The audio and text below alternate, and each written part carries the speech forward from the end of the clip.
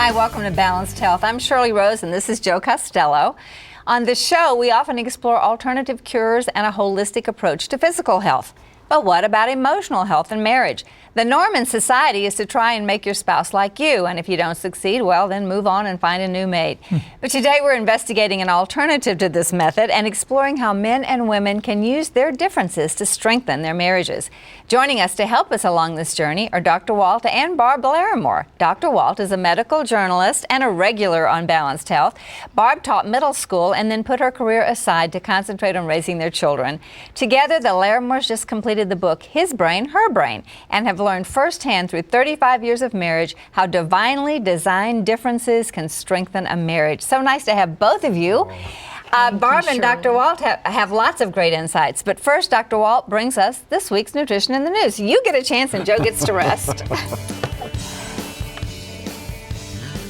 Well, a good marriage is a great way to avoid loneliness and cultivate a warm and supportive relationship. And two recent news stories report that good marriages impact physical health. These stories confirm much previous research that shows that people who are happily married not only tend to live longer than those who are unmarried, but also appear to live more healthy lives. For example, researchers at Case Western Reserve University in Cleveland, Ohio, published a study of nearly 10,000 married men who had no history of chest pain. Men with elevated risk factors for heart disease, such as high cholesterol, high blood pressure, diabetes, older age, or abnormalities on their EKG, were over 20 times more likely to develop angina or chest pain over the 5 years of the study. However, those who answered yes to the question, "Does your wife show you her love?" had significantly less angina. Men with the same risk factors who answered no had twice as much angina. The researchers drew this conclusion, quote, "The wife's support and love is an important balancing factor which apparently reduces the risk of angina pectoris even in the presence of high risk factors," end quote. Amazing. Can I call my wife and get her to the television set immediately? Barb, it's all about us. You know, we even control their heart attacks. Hello? Yes. It's interesting. Well, you guys have written this wonderful book called His Brain, Her Brain. Are men and women at the core really that different? Yes, they are. They really are. A college professor gave this unpunctuated sentence to his college class, and this is how the women punctuated the sentence. Okay. A woman, colon, without her, comma, man is nothing. But the guys punctuated it totally different. They punctuated it, a woman, comma, without her man, comma, is nothing. Oh, goodness. Well, what we have found in the scientific research is that no matter what some of the academics say about men and women being the same, we're just, environmentally different, that everyone out there listening knows men and women are different.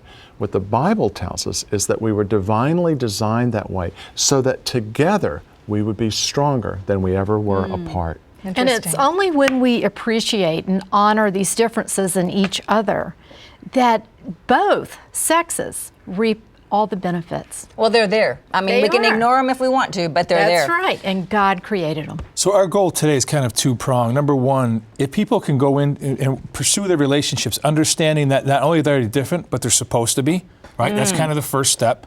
And our second goal, I think, here today is to have people realize how relationships are going to be a mirror image of their health.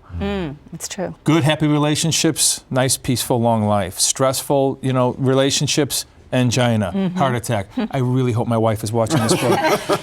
But it works for her too. A recent study last year from the University of Pittsburgh showed that in women who are in a happy, satisfying marriage, that their risk of heart attack, stroke, cardiovascular disease was significantly reduced. Our life is not only longer, but the quality of that life is improved as those two differences come together.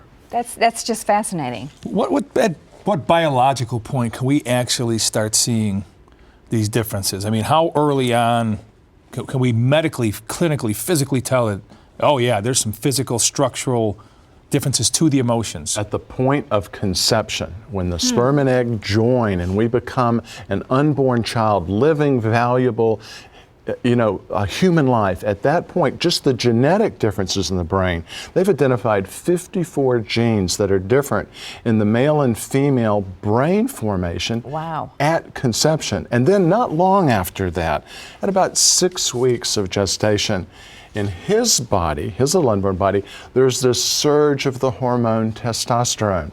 Joe, it thickens his bones, especially his skull. He tends to become hard-headed.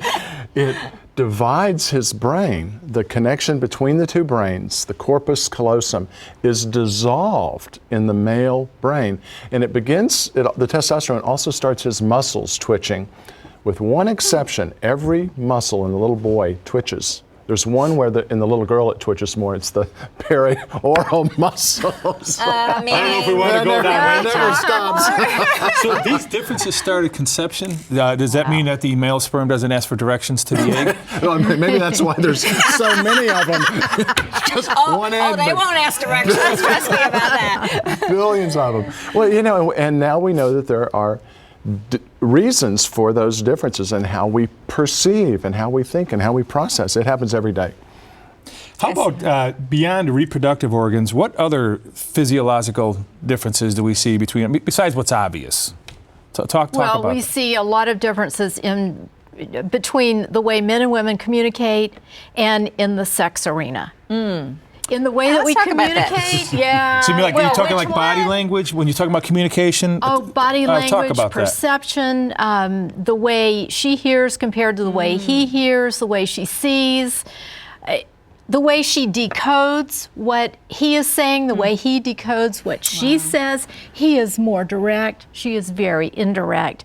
And talk about a ballpark away from each other. That's all programmed into the brain, into the makeup of our brain. It is. It's all our chemicals and hormones and the way we process. Even that's different. I love the fact that finally I know why, Barb, that we talk more.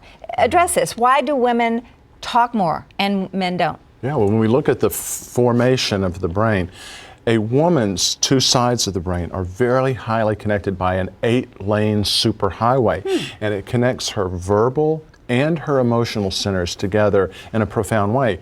Guys don't have that connection. So when it comes to, for example, processing emotional stimuli, we tend to talk to ourselves. A woman tends to talk to someone else, particularly another woman. Barb cannot process well unless she's talking, particularly to another woman. In my case, I can't process when I talk to her. And so we've had to learn that's part of our divine design. In fact, that's why we spent 2 chapters in the book talking about communication and another 2 chapters talking about sex, because in 35 years of not only looking at our own marriage but counseling others, those are 2 arenas in which there's a great deal of conflict.